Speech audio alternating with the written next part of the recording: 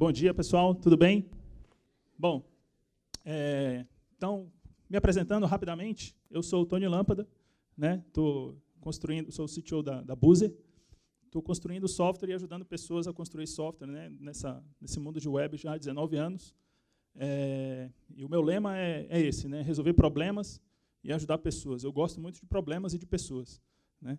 Tem que tomar cuidado para não gostar tanto de problema para sair criando, né? Mas eu gosto de problema porque eu gosto de resolver. E eu tô na Buzer há um ano e pouquinho, né? Desde finalzinho de 2017.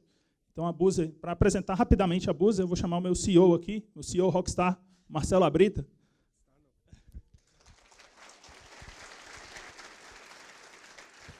Tudo bom, pessoal?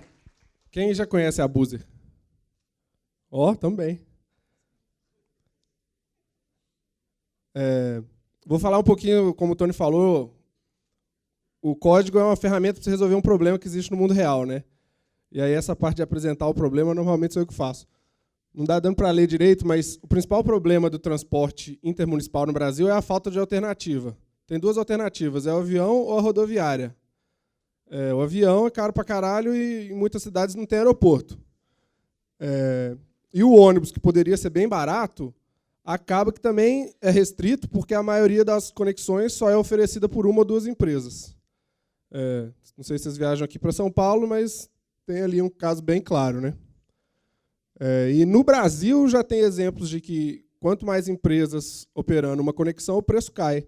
Para vocês terem ideia, a conexão entre Palmas e Goiânia tem 9 empresas que oferecem esse serviço. É uma viagem de 900 quilômetros e custa só R$90. É o mesmo preço que você paga para ir daqui para o Rio de Janeiro, que tem 300, 400 quilômetros.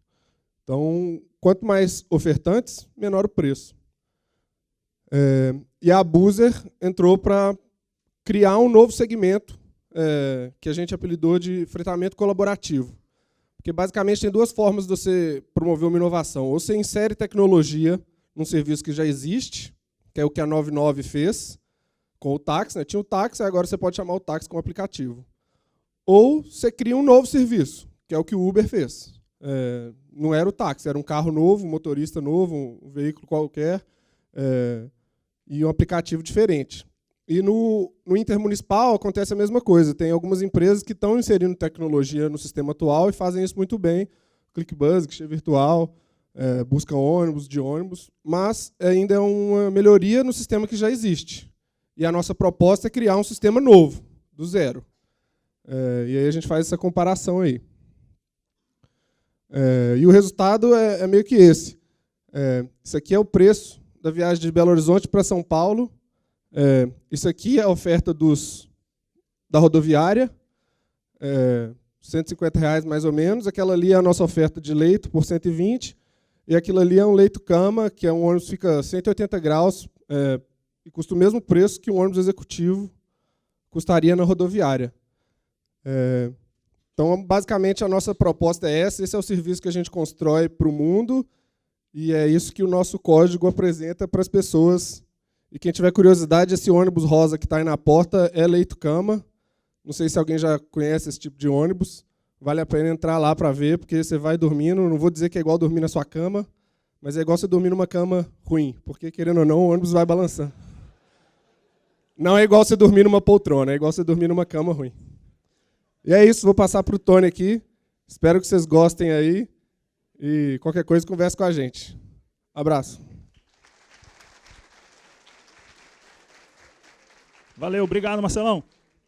Bom, então, a ideia dessa apresentação, né, é contar um pouco da história de como o sistema da Buzer foi construído, né, explicar a arquitetura dele e contar um pouco da motivação por causa das decisões tecnológicas que foram tomadas, né, enfim, dar o caminho das pedras se você quiser construir uma coisa parecida, né, essa apresentação vai te dar uma visão disso, né, e eu espero que seja útil. Então, deixa eu contar um pouco de como começou a tecnologia da Buzer, né. No final de 2017, o Marcelo veio falar comigo, né, dessa ideia que ele tinha de, putz, olha, a gente foi fazer fretamento colaborativo de ônibus, né, e, cara, sai muito mais barato do que na rodoviária. Tem um cartel de empresas que, basicamente, sacaneando muito assim, a classe B e C, que precisa viajar de ônibus, né? Não tem concorrência entre eles. Então, tem um mercado aí para ser explorado, e a gente pode simplesmente fazer um sistema de reserva que o pessoal monta um grupo de viagem, freta um ônibus e viaja. Né? E eu fiquei com essa ideia na cabeça, falei, nossa, muito legal, eu acho que isso vai dar muito certo. Né? Só que eu ficava assim, preocupado, né? Cara, eu não estava podendo trabalhar com ele naquela época. Né? Só que eu ficava preocupado no sentido de, putz, se chamar alguém menos experiente para construir o alicerce tecnológico dessa empresa, você acaba casando com a tecnologia ruim, e aí o departamento de tecnologia da empresa vira um obstáculo, ao invés de virar uma ferramenta, né, para o negócio. Então, eu fiquei assim, com muita vontade de construir o começo do sistema bem feito, para que tivesse uma arquitetura boa para construir em cima e ser fácil de escalar, de mudar e etc. Então, eu comecei a trabalhar na Buzer, e eu sou um engenheiro full stack aleijado, né? Eu não sei fazer a parte do CSS muito bem, eu até consigo fazer umas telinhas, mas fica muito feio. Né? Então, a primeira versão do sistema que eu fiz, eu mostrei para o Marcelo falou, não, tá uma merda. Né? Tá uma merda, precisa chamar alguém que saiba fazer front-end, porque com você não dá, não. Aí a gente foi atrás da Designa. Né? Então, a gente trabalhou num esquema em que a Designa fez a primeira versão, né? A gente falou com o Michel, a Designa fez a primeira versão do front-end, e a gente plugou com o back-end, que eu construí com a primeira versão do back-end, e deu muito certo. Então, isso aqui é a história de como isso aconteceu. Então, assim, sempre que você vai começar alguma coisa, você fica nessa de escolher tecnologia. Né? E como é que você faz para escolher tecnologia? Você fica que nem o Escobar aí, né? Pensando. Então, tem muito isso de ser questão, assim, quais são os critérios que você deve usar para escolher tecnologia direito. Né? Então, uma boa parte disso é questão de gosto. Tem muito gosto pessoal, e uma grande parte disso também é o que você já sabe. Né? É lógico, você já sabe fazer alguma coisa com a tecnologia, sai mais barato, sai mais rápido, enfim.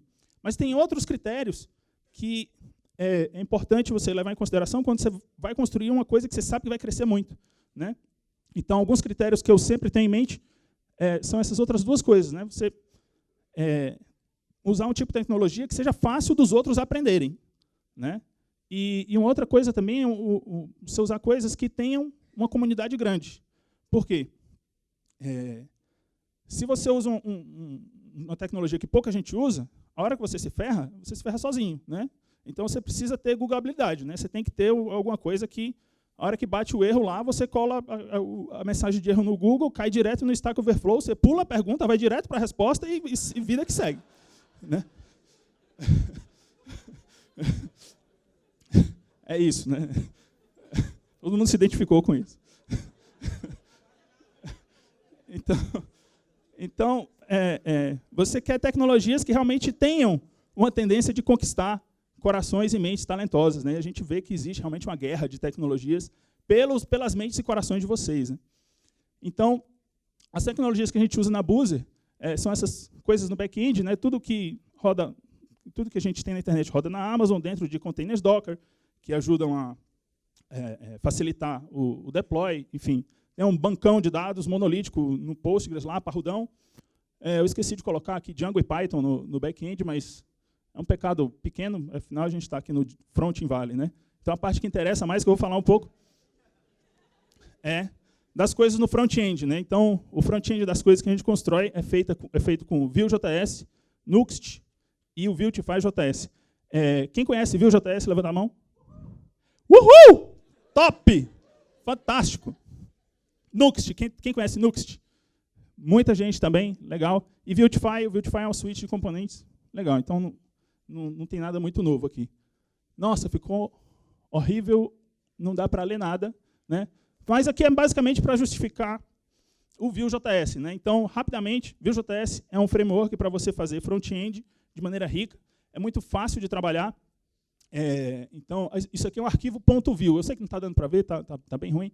Mas o que eu gosto do Vue é que ele se pendura numa base de conhecimento que já está instalada na indústria. Né? Para você programar com Vue, você cria um componente Vue. Ó. Isso aqui é HTML. Né? Isso aqui é JavaScript. Aqui você define alguns dados que você usa dentro do template HTML. Então, assim, O Vue ele usa uma base de conhecimento que já está instalada. Ele expande o conhecimento nativo do desenvolvimento web um pouquinho. Então, o cara que ele entra no Vue, ele rapidamente ele vê que ele está em casa, né? Então, diferente, por exemplo, do Angular, que você já chega, já tem que ter o Node, e tem uma linguagem nova que é o TypeScript, né? O React, por outro lado, tem lá a linguagem nova, tem o JSX no meio, né? Então, minha opinião, né? Então, um disclaimer aqui, essa palestra contém opiniões fortes. Então, acho que o Vue é muito melhor do que Angular e React junto. O choro é livre, né? Anguleiros reacionários não passarão. Né? Há 10 anos atrás, a gente metia lá, usava jQuery, né? E metia o HTML dentro do JavaScript, todo mundo falava que coisa horrível, né? Que gambiarra. Hoje em dia, 10 anos depois, a gente está lá colocando um monte de JavaScript dentro do HTML e fala, quanta elegância, quanto poder. Né? Bom, eu sou mais o Vue. O Nuxt é outra parte da pilha tecnológica que a gente usa, e a grande sacada, assim, o grande pulo do gato do Nuxt é o problema do SEO que ele resolve, né? Então, isso aqui mostrando rapidamente, para quem não conhece o Nuxt é um framework em cima do Vue, né? Então, além de ele meio que padronizar, criar uma estrutura meio padronizada do seu projeto, ele ainda resolve de maneira super elegante o problema do SEO. O que é o problema do SEO? É quando o Google precisa indexar a sua página, né? E aí, putz, mas o Google não roda JavaScript. Não. O Google roda JavaScript. Se a sua página precisar de JavaScript para renderizar, né, o Google vai enxergar o conteúdo renderizado pelo JavaScript e vai indexar isso. Ótimo. O que o Google não faz é esperar a Ajax. Então, se para renderizar a tua página precisa fazer um Ajax, e depois pegar a resposta, processar em JavaScript, para depois ter um conteúdo renderizável, o Google não espera o Ajax para fazer isso. Então, você precisa fazer um negócio chamado Server-Side Rendering, né? E o Nuxt faz isso de uma maneira bem elegante. Então, esse aqui é o pedaço do código de um componente Nuxt que está numa rota, né? Uma rota que tem um parâmetro que está vendo ali, DDD. Então, a rota lá, tipo, buser.com.br/promoção/012. Promoção para quem tem um celular com DDD 12, porque a gente quer, digamos, entrar na cidade de São José dos Campos. Essa rota precisa de um conteúdo assíncrono, né? Então, dentro do componente do Vue, tem essa parte aqui, que é a parte que já faz parte do Vue mesmo, normal, né? Que tem um objeto que tem os dados que vão preencher aquele componente. Mas aí tem esse outro cara aqui, AsyncData, que é um método que você implementa, que você fala para o Nuxt, né? Para o Vue, enfim. Olha, para renderizar essa página, precisa desse conteúdo assíncrono que eu vou buscar numa chamada Ajax. E aí o que acontece é que quando você navega para essa rota no browser, dentro do browser, ele roda esse AsyncData aqui dentro do browser. E está tudo bem. Mas quando o Google bate nessa rota direto, né, um back-endzinho vai lá rodar essa parte aqui de cima, esse código de JavaScript roda num back-end Node, e a página já vem com isso resolvido, e o conteúdo está renderizado. Então, você resolve o problema do SEO de maneira muito elegante, usando o Nuxt.js, expandindo um pouquinho só em cima do que você já sabe fazer com Vue. Outra coisa que a gente usa é o Vuetify.js.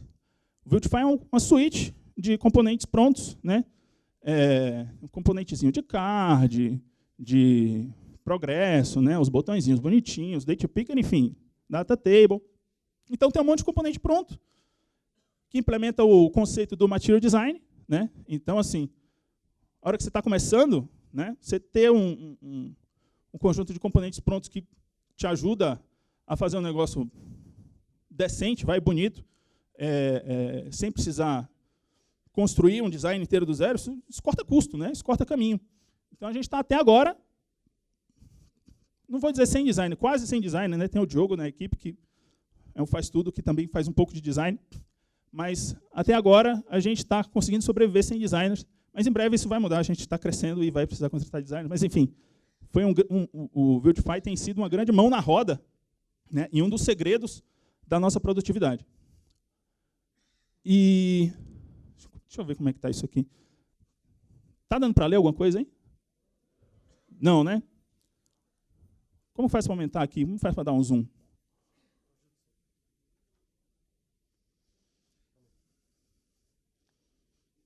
Boa. Agora sim. Então, chega no pulo do gato. No pulo do gato, que é o pulo do gato, que é, assim, é basicamente o tema principal da palestra, é isso aqui.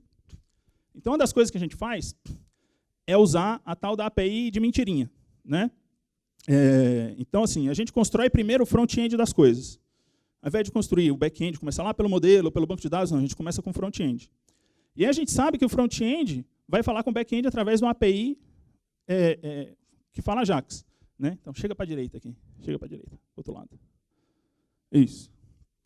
Então, essa é uma API que fala Ajax com back-end. Né? Então, tem esses métodos aqui, login, logout, remind, blá, blá, tem uma porrada de método aqui que faz chamada Ajax por back-end. Né? Só que aí o que a gente faz?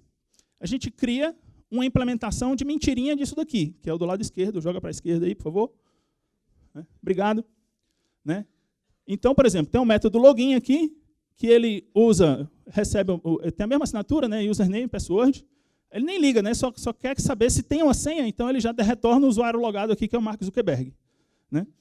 Então, a gente consegue trabalhar dentro de um ambiente de desenvolvimento sem back-end, usando esse tipo de truque sujo aqui. Né? Então, a gente consegue... Olha, eu vou subir o front-end aqui com a API mock. A gente desenvolve todo o front-end, né? Sem se comprometer com o back. Né? E depois, quando vai iterando em cima disso, né? Quando isso está pronto, a gente pega e parte para o back. Né? Beleza, pode ir. Então, essa é a ideia da API de mentirinha. Onde que eu deixei o passador aqui? Bom, parece bolagem, né? Mas essa prática, ela muda a sua vida quando se trata de desenvolvimento web. Né? Por quê? Quando você está começando a desenvolver uma feature nova, né, você ainda está assim, no momento que você está assim, tateando o requisito. Né? Você está entendendo o problema, você fala, você não está entendendo direito o que você está fazendo ainda. Né?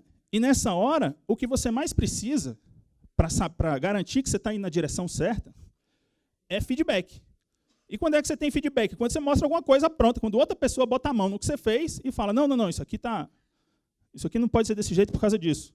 Né? Então, fazendo o front-end primeiro, você consegue fazer essa prototipação rápida e você erra barato, né? Porque você não está comprometido ainda com o back-end. Uma outra coisa também, por exemplo, uma outra vantagem, é que se você tem, por exemplo, dentro da sua equipe, né, programadores back-end e programadores front-end, a turma do front-end tem um ambiente de desenvolvimento muito mais simples. Né? Então, se o pessoal não sabe mexer com back-end e não se importa, está mais interessado em fazer o front-end, o cara simplesmente roda lá, npm rundev, não preciso de Python, não preciso de banco de dados, nada, né? E você trabalha lá com HTML, CSS, JavaScript e está pronto. Né? É só plugar o back-end depois. E uma outra vantagem é que é o seguinte, aquela API mock, né, depois que você terminou o front-end, aquele código da API mock, aquilo vira uma especificação executável do que o seu back-end tem que fazer. Né? Então, o processo de desenvolvimento, com a API mock pronta, o processo de desenvolvimento do back-end é completamente diferente do processo de desenvolvimento no front-end. Né? Quando você está fazendo o front-end, você estava lá tateando o requisito. Né? Quando você vai fazer o back-end, o requisito está matematicamente definido dentro do API mock JS. E aí, quando você tem isso na mão, o jeito mais rápido de você fazer o que você tem que fazer é TDD. Né? Você pega aquela API mock, faz o teste quebra e começa a desenvolver o back-end. Então, esse tem sido assim, o grande segredo da produtividade do nosso trabalho na Busa, que com uma equipe bem pequena a gente conseguiu fazer bastante coisa até agora. Né? Então, como que foi essa história com a Designa? Né? Quando a Designa entrou, no finalzinho acho que no começo de 2018, para fazer o front-end, já tinha lá um repositório, né? O projetinho do back-end separado do projetinho do front-end. Né?